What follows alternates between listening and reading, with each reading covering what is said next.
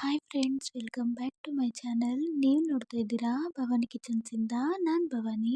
ಇವತ್ತಿನ ರೆಸಿಪಿಯಲ್ಲಿ ಎಲ್ರಿಗೂ ತುಂಬ ಇಷ್ಟವಾಗಿರುವಂತಹ ಮಶ್ರೂಮ್ ರೆಸಿಪಿನ ನಿಮ್ಮ ಮುಂದೆ ಶೇರ್ ಮಾಡ್ಕೊಳೋಕ್ಕೆ ಬಂದಿದ್ದೀನಿ. ಇದು ತುಂಬಾ ಈಸಿಯಾಗಿ ಮಾಡ್ಕೋಬೋದು. ರೆಸ್ಟೋರೆಂಟ್ ಸ್ಟೈಲಲ್ಲೇ ಇವತ್ತಿನ ರೆಸಿಪಿನ ತೋರಿಸ್ತಾ ಇದ್ದೀನಿ. ನಾವು ರೆಸ್ಟೋರೆಂಟಲ್ಲೆಲ್ಲ ತಿಂದಿರ್ತೀವಿ, ತುಂಬಾ ಟೇಸ್ಟಾಗಿರುತ್ತೆ. ಅದೇ ರೀತಿ ಕಡಿಮೆ ಸಮಯದಲ್ಲಿ ಕಡಿಮೆ ಇಂಗ್ರೀಡಿಯೆಂಟ್ಸಲ್ಲಿ ಮನೆಯಲ್ಲಿರೋ ವಸ್ತುಗಳನ್ನೇ ಹಾಕಿ ನಾವು ಮಾಡೋದು ಹೇಗೆ ಅಂತ ತೋರಿಸ್ಕೊಡ್ತಾ ಇದ್ದೀನಿ. ಇದು ಒಂದ್ಸರಿ ರುಚಿ ನೋಡಿದ್ರೆ ನಾನ್ ವೆಜ್ ಟೇಸ್ಟ್ನ ಮರೆಸುವಂತಹ ಮಶ್ರೂಮ್ ಗ್ರೇವಿ ತುಂಬಾ ಚೆನ್ನಾಗಿರುತ್ತೆ. ಬಟಾಣಿ ಸೀಸನ್ ಆಗಿರೋದ್ರಿಂದ ಬಟಾಣಿ ಮನೇಲಿ ಎಲ್ಲರ ಮನೇಲಿ ಇದ್ದೇ ಇರುತ್ತೆ. ಬರೀ ಮಶ್ರೂಮ್ ಅಲ್ಲದೇ ಅದಕ್ಕೆ ಸ್ವಲ್ಪ ಬಟಾಣಿ ಹಾಕಿದ್ರೆ ತುಂಬ ಚೆನ್ನಾಗಿರುತ್ತೆ. ಮೊದಲಿಗೆ ಒಂದು ಚಿಕ್ಕದು ಬಾಣಲಿ ತಗೊಂಡು ಅದಕ್ಕೆ ಒಂದು 10ರಿಂದ 12 ಬೆಳ್ಳುಳ್ಳಿ ಹಾಕ್ಕೊಂಡು ಒಂದು ಬಟ್ಲಾಗೋಷ್ಟು ಈರುಳ್ಳಿ ಹಾಕೋತಾ ಇದ್ದೀನಿ. ದೊಡ್ಡದು 2 ಈರುಳ್ಳಿ ಹಾಕಿದ್ದೀನಿ. ಖಾರಕ್ಕೆ ನಾನಿಲ್ಲಿ ಖಾರದ ಪುಡಿ ಬಳಸ್ತಾ ಇಲ್ಲ, ಅದಕ್ಕೋಸ್ಕರ ಖಾರಕ್ಕೆ ಹಸಿರು ಮೆಣಸಿನ್ಕಾಯಿ ಸ್ವಲ್ಪ, ಶುಂಠಿ 1 ಇಂಚು ತೊಗೊಂಡಿದ್ದೀನಿ, ಮತ್ತು ಚಕ್ಕೆ, ಲವಂಗ ಮತ್ತು ಏಲಕ್ಕಿ ಸ್ವಲ್ಪ ರುಚಿಗೆ ಎಷ್ಟು ಬೇಕೋ ಅಷ್ಟು ಅದನ್ನೆಲ್ಲ ಹಾಕಿ ಸ್ವಲ್ಪ ಎಣ್ಣೆ ಹಾಕ್ಕೊಂಡು ಇದನ್ನ ಫ್ರೈ ಮಾಡ್ಕೋಬೇಕು. ನಾವು ಇದಕ್ಕೆ ತೆಂಗಿನಕಾಯಿ ಏನು ಬಳಸೋದು ನಾರ್ಮಲಾಗಿ ರೆಸ್ಟೋರೆಂಟಲ್ಲಿ ಹೇಗೆ ಮಾಡ್ತಾರೋ ಅದೇ ಥರನೇ ಮಾಡೋದು. ಇದಕ್ಕೆ ಟೇಸ್ಟಿಗೆ ಗೋಡಂಬಿ ಹಾಕೋತಾ ಇದ್ದೀನಿ, ಅದು ಗ್ರೇವಿ ಸ್ವಲ್ಪ ಗಟ್ಟಿ ಬರಲಿ ಅಂತ. ಸೊ ಇದನ್ನೆಲ್ಲ ಹಾಕಿ ಚೆನ್ನಾಗಿ ಹಸಿ ವಾಸನೆ ಹೋಗೋ ತನಕ ಇದನ್ನು ಫ್ರೈ ಮಾಡ್ಕೋಬೇಕು. ಇದು ಚೆನ್ನಾಗಿ ಫ್ರೈ ಆಗಿದ ನಂತರ 2 ಟೊಮೆಟೊನ ಚಿಕ್ಕದಾಗಿ ಕಟ್ ಮಾಡಿಕೊಂಡು ಇದಕ್ಕೆ ಹಾಕೋತಾ ಇದ್ದೀನಿ. ಸ್ವಲ್ಪ ಕೊತ್ತಂಬರಿ, ಸ್ವಲ್ಪ ಪುದೀನ ಇದಿಷ್ಟು ಹಾಕಿ ಚೆನ್ನಾಗಿ ಫ್ರೈ ಮಾಡ್ಕೋಬೇಕು. ಇದು ಚೆನ್ನಾಗಿ ಫ್ರೈ ಆಗಿದ ನಂತರ ಇದನ್ನು ತಣ್ಣಗಾಗೋದಕ್ಕೆ ಪಕ್ಕಕ್ಕಿಟ್ಟು ತಣ್ಣಗಾಗಿದ ನಂತರ ಇದನ್ನು ರುಬ್ಕೋಬೇಕು. ಈಗ ಇದು ತಣ್ಣಗಾಗಿದೆ, ಇದನ್ನು ನುಣ್ಣಗೆ ರುಬ್ಕೋಬೇಕು.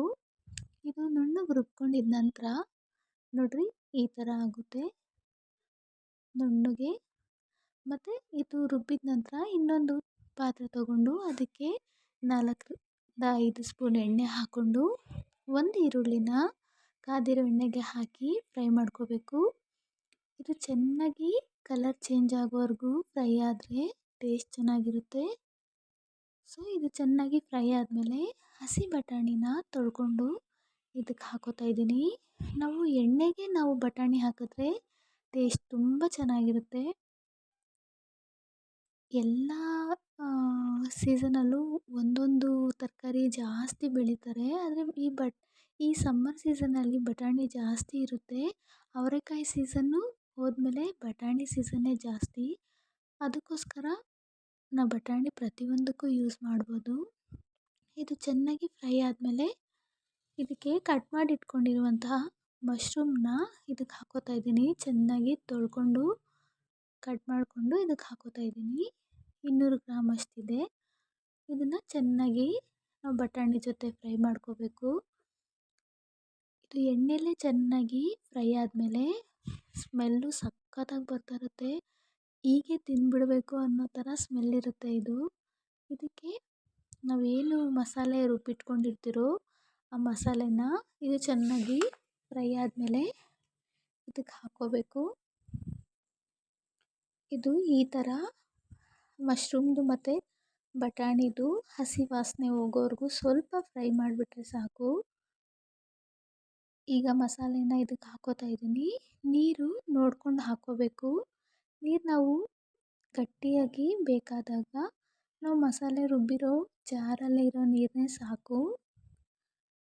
ಅಥವಾ ಸ್ವಲ್ಪ ಅನ್ನಕ್ಕೆ ಮುದ್ದೆಗೆ ತಿಂತೀನಿ ಅಂದರೆ ಒಂಚೂರು ನೀರು ಜಾಸ್ತಿ ಹಾಕ್ಕೊಂಡ್ರೆ ಇನ್ನೂ ಚೆನ್ನಾಗಿರುತ್ತೆ. ಈ ಥರ ಮಿಕ್ಸ್ ಮಾಡಿಕೊಂಡು ನೀರು ಹಾಕ್ಕೋಬೇಕು. ನೀರು ಹಾಕೋಕ್ಕಿಂತ ಮುಂಚೆನೇ ಒಂದು ಸ್ವಲ್ಪ ಆ ಮಶ್ರೂಮ್ ಮತ್ತು ಬಟಾಣಿಗೆಲ್ಲ ಮಸಾಲ ಹಿಡಿಯೋ ಥರ ಚೆನ್ನಾಗಿ ಫ್ರೈ ಮಾಡಿಕೊಂಡು ಸ್ವಲ್ಪ ನೀರನ್ನ ಹಾಕೋತಾ ಇದ್ದೀನಿ, ಒಂದು ಚಿಕ್ಕ ಗ್ಲಾಸಷ್ಟು. ಮತ್ತು ಸ್ವಲ್ಪ ಉಪ್ಪು, ಗರಂ ಮಸಾಲ 2 ಸ್ಪೂನಷ್ಟು ಹಾಕೋತಾ ಇದ್ದೀನಿ. ಇದಕ್ಕೆ ಧನಿಯಾ ಪುಡಿ, ಖಾರದ ಪುಡಿ ಏನೂ ಹಾಕೋತಾ ಇಲ್ಲ, ಯಾಕಂದರೆ ಇದು ತುಂಬಾ ರುಚಿಯಾಗಿರುತ್ತೆ. ಕಡಿಮೆ ಇಂಗ್ರೀಡಿಯೆಂಟ್ಸಲ್ಲಿ ಹೆಚ್ಚು ರುಚಿ ಕೊಡುವಂತಹ ಮಶ್ರೂಮ್ ಗ್ರೇವಿ ಇದು. ನಾವು ಖಾರಕ್ಕೆ ಹಸಿರು ಮೆಣಸಿನ್ಕಾಯಿ ಬಳಸಿರೋದ್ರಿಂದ ಖಾರದ ಪುಡಿ ಹಾಕೊತಾ ಇಲ್ಲ. ನಾನಿಲ್ಲಿ ಅರಿಶಿನ ಸಹ ಹಾಕ್ಕೊಂಡಿಲ್ಲ. ಸೊ ನೀವು ಒಂದ್ಸರಿ ಇದನ್ನು ಟ್ರೈ ಮಾಡಿದ್ರೆ ಮತ್ತೆ ಮತ್ತೆ ಇದೇ ರುಚಿನ ನೀವು ಟ್ರೈ ಮಾಡ್ತೀರಾ. ಈ ಶ್ರಾವಣದ ಟೈಮಲ್ಲಿ, ಕಾರ್ತಿಕ ಮಾಸ ಟೈಮಲ್ಲಿ ನಾನ್ ವೆಜ್ ತಿನ್ನದೇ ಇರೋರು ಈ ರೆಸಿಪಿನ ಟ್ರೈ ಮಾಡಿದ್ರೆ ನಾನ್ ವೆಜ್ನೇ ಮರೆಸುತ್ತೆ.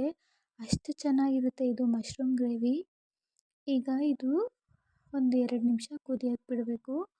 ತುಂಬ ಅಂದರೆ ತುಂಬ ಚೆನ್ನಾಗಿ ಕಾಣಿಸ್ತಾ ಇದೆ ನೋಡೋಕ್ಕೆ. ನೋಡಿ, ಆ ಮಶ್ರೂಮು ನಾವು ಎಣ್ಣೆಲೇ ಫ್ರೈ ಮಾಡಿರೋದ್ರಿಂದ ಬೆಂದಿದೆ. ಈ ಮಸಾಲೆ ಕುದಿದ್ರೆ ಸಾಕು. ಚೆನ್ನಾಗಿ ಮಸಾಲೆ ಕುದ್ದಿದ ನಂತರ ಇದನ್ನು ಬೌಲ್ಗೆ ಸರ್ವ್ ಮಾಡ್ತಾಯಿದ್ರೆ ಸ್ಮೆಲ್ಗೆ ಹೊಟ್ಟೆ ತುಂಬೋಗುತ್ತೆ. ಅಷ್ಟು ಸಖತ್ತಾಗಿರುತ್ತೆ ಈ ಒಂದು ಗ್ರೇವಿ. ಇದಕ್ಕೆ ಪೂರಿ ಕಾಂಬಿನೇಷನ್ ಇನ್ನೂ ಚೆನ್ನಾಗಿರುತ್ತೆ. ಪೂರಿ ಜೊತೆ ಇದನ್ನು ತಿಂತಾಯಿದ್ರೆ ಹೇಳೋಕ್ಕಾಗಲ್ಲ, ಅಷ್ಟು ಸಖತ್ತಾಗಿರುತ್ತೆ ಅಂತಲೇ ಹೇಳೋಕ್ಕೆ ಇಷ್ಟಪಡ್ತೀನಿ. ನೋಡಿರಿ ಎಷ್ಟು ಸಖತ್ತಾಗಿ ಕಾಣಿಸ್ತಾ ಇದೆ. ನಿಮಗೆ ಕ್ರೀಮ್ ಬೇಕಾದರೆ ಇದ್ರ ಮೇಲೆ ನಾವು ಹಾಕ್ಕೋಬೋದು. ತುಪ್ಪ ತಿನ್ನೋರು ಅಷ್ಟೇ, ತುಪ್ಪದಿಂದನೇ ಮಾಡಿದ್ರೆ ಇದನ್ನು ಇನ್ನೂ ಸಖತ್ತಾಗಿರುತ್ತೆ. ನಾವು ಎಣ್ಣೆ ಬದಲು ತುಪ್ಪ ಹಾಕ್ಕೊಂಡು ಮಶ್ರೂಮ್ ಗ್ರೇವಿನ ಮಾಡಿದ್ರೆ ಇದು ತುಂಬಾ ಚೆನ್ನಾಗಿರುತ್ತೆ. ಇದಕ್ಕೆ ಪೂರಿ ಅಥವಾ ಪರೋಟ, ಚಪಾತಿ ಎಲ್ಲದಕ್ಕೂ ತುಂಬಾ ಚೆನ್ನಾಗಿರುತ್ತೆ. ನಾನಿಲ್ಲಿ ಪೂರಿ ಮಾಡ್ಕೊಂಡಿದ್ದೀನಿ. ಒಂದೊಂದು ಪೂರಿನೂ ತುಂಬ ಸಾಫ್ಟಾಗಿದೆ. ಗ್ರೇವಿನೂ ಅಷ್ಟೇ, ಮಶ್ರೂಮು ತುಂಬ ಸಾಫ್ಟಾಗಿ ಬೆಂದಿದೆ. ಒಂದೊಂದೇ ಪೂರಿನ ಈ ಮಶ್ರೂಮ್ ಗ್ರೇವಿಯಲ್ಲಿ ಡಿಪ್ ಮಾಡ್ಕೊಂಡು ತಿಂತಾಯಿದ್ರೆ ಸಖತ್ ಟೇಸ್ಟ್ ಅಂತಲೇ ಹೇಳ್ಬೋದು. ನೋಡಿ, ಪೂರಿನೂ ಸಖತ್ತು ಸಾಫ್ಟಾಗಿದೆ. ಅದಕ್ಕೆ ಈ ಸಾಫ್ಟಾಗಿರೋ ಮಶ್ರೂಮ್ನ ನಾವು ಡಿಪ್ ಮಾಡಿಕೊಂಡು ಈ ಥರ ಕಾಣಿಸ್ತಾ ಇದೆ. ನನಗಂತೂ ತುಂಬ ಇಷ್ಟ ಆಯಿತು ಈ ಒಂದು ಗ್ರೇವಿ. ನಾನು ಆವಾಗಲೇ ಹೇಳ್ದಾಗೆ ನಾನ್ ವೆಜ್ನ ಮರೆಸ್ಬಿಡುತ್ತೆ ಈ ಒಂದು ಗ್ರೇವಿ. ಒಂದ್ಸತಿ ನೀವು ಇದನ್ನು ಟ್ರೈ ಮಾಡಿದ್ರೆ ಇದರಲ್ಲಿ ಹಾಕಿರೋ ಬಟಾಣಿ ಮತ್ತು ಮಸಾಲೆ ಎಲ್ಲ ಕಡಿಮೆನೇ. ತುಂಬ ತುಂಬ ಅಂದರೆ ತುಂಬ ಚೆನ್ನಾಗಿರುತ್ತೆ. ನೋಡೋಕ್ಕೂ ತುಂಬಾ ಚೆನ್ನಾಗಿ ಕಾಣಿಸ್ತಾ ಇದೆ. ಮಾಡೋದಕ್ಕೂ ತುಂಬಾ ಸುಲಭ ಅಂತ ಹೇಳೋಕ್ಕೆ ಇಷ್ಟಪಡ್ತೀನಿ. ಒಂದ್ಸರಿ ಮನೇಲಿ ಮಶ್ರೂಮ್ನ ತರ್ತಾನೆ ಇರ್ತೀರಿ. ಯಾಕಂದರೆ ವೀಕ್ಲಿ 1 ಟೈಮ್ ಮಶ್ರೂಮ್ ಇಲ್ಲ ಅಂದರೆ ಇರೋಕ್ಕಾಗೋದೇ ಇಲ್ಲ. ಸೊ ಒಂದ್ಸರಿ ಆದರೂ ನೀವು ನಾನು ಮಾಡಿರೋ ರೆಸಿಪಿನ ಮನೇಲಿ ಟ್ರೈ ಮಾಡಿ. ವಿಡಿಯೋ ಎಲ್ಲರಿಗೂ ತುಂಬಾ ಇಷ್ಟ ಆಗುತ್ತೆ ಅಂದ್ಕೊತೀನಿ. ವಿಡಿಯೋ ಇಷ್ಟ ಆದರೆ ಲೈಕ್ ಮಾಡಿ, ಶೇರ್ ಮಾಡಿ, ಸಬ್ಸ್ಕ್ರೈಬ್ ಮಾಡ್ಕೊಳೋದು ಮರಿಬೇಡಿ ಅಂತ ಹೇಳ್ತಾ ಇವತ್ತಿನ ವಿಡಿಯೋನ ಇಲ್ಲಿಗೆ ಮುಗಿಸ್ತಾ ಇದ್ದೀನಿ. ಮುಂದೆ ಹೊಸ ಹೊಸ ವಿಡಿಯೋನ ನಾನು ಮಾಡೋದಕ್ಕೆ ನಿಮ್ಮ ಸಪೋರ್ಟ್ ಇದ್ದೇ ಇರಲಿ ಅಂತ ಹೇಳೋಕ್ಕೆ ಇಷ್ಟಪಡ್ತೀನಿ. Thank you so much friends. Bye.